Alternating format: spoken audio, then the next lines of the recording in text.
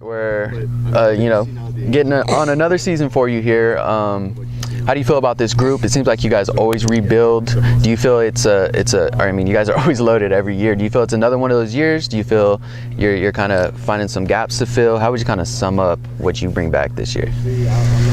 I think athletically we return, some of the better skill guys I've had in a long time.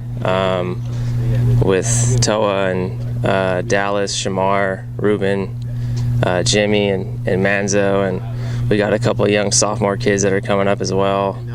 I think the biggest need for us is we have the numbers and we have the bodies for the linemen to get those guys replaced. We lost some quality guys last year with Black and Trent and Danny on the D-line, and then on the O-line, we had, Fred Perry, Robert Grice, Nico Davis, Barragon. We lost 4 of our 5 O-linemen, so we got some tough shoes to fill. And also, historically, we've always had a pretty good tight end. Yeah. And so right now, we're trying to fill the void with, Nico Sapp and Graydon Adams gone. And but it's every year, every year we're always trying to, find the replacement. And historically, those tweener JV guys or a pretty decent sophomore finally will establish themselves maybe halfway through camp, or, 2 or 3 games in, they finally settle in and become the guy. Okay. So we don't know right now kind of where we're at identity-wise, but we're getting closer and closer.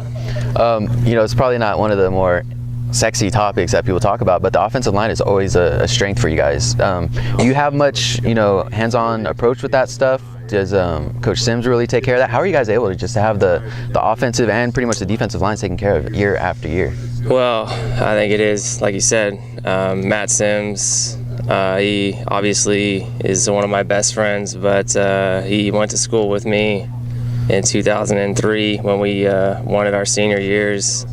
And, I think his background at Hancock and then being at Utah and just his mindset and his style really gets the best out of the players. And then you flip around to the D-line with Coach Ranny, who has a tremendous experience, playing at San Jose State. And, those guys just have, I think, a special niche on, kind of like the who cares method. Those 4 guys are gone, I'm finding 4. Okay. Out of you 10 right here, I'm going to find 5 guys that are going to play O-line. I'm going to find 3 guys that can slant around and create a mess on defense. So they do a good job of that. Okay. And you mentioned the skill players. Have you ever had a group of skill players like this? Toa Tawa, Shamar Savage, Dallas Canley's a skill player. Your quarterback is definitely going to be a skill player, whoever it may be. Have you had those skill positions this stacked as before? Have you ever had anything like that? We have. Okay. Last year. So I was talking to our coaches about that, we were kind of I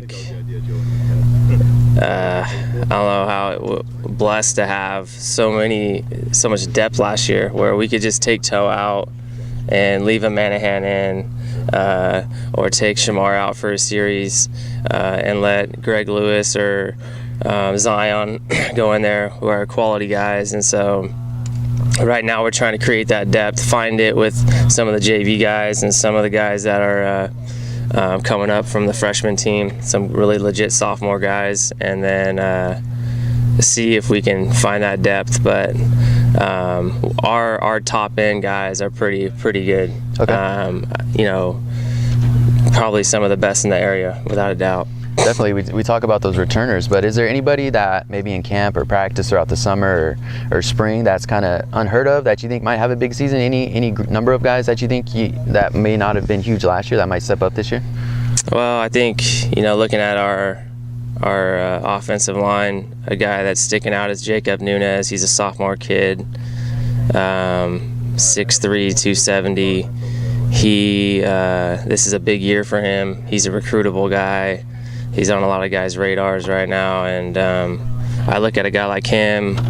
I also like Ryan Morgan, who is kind of a jack of all trades. He can play a little quarterback. He's playing some receiver. He's doing really well on defense. Another guy I think could step up is Drew Williams from the JV team. He's looking good right now. So there's a handful of guys, but usually they'll start popping up here when we start banging a little bit, and when the pads are turned up a notch, you kind of separate the sheep and the wolf and who really wants to play. So okay. Last thing, I always talk about the AG game this time of year. This is your first time, I guess, going up against an AG team without Tom Goosen. They have Hartman over there. I think you're pretty familiar with him. He was at St. Joe. How do you feel about that? The AG matchup? Do you think it's going to be the same old thing with you guys? How do you feel about playing at AG August 25th? Well, we're fired up. We've kind of dedicate and tweak our 25 practices around AG.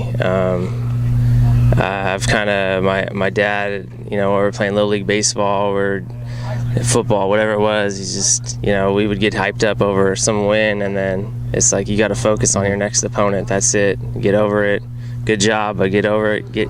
And so literally from that stinging loss to Corona Del Mar, it was like on to the next one. And so our minds are on AG. That's all we're focused on right now.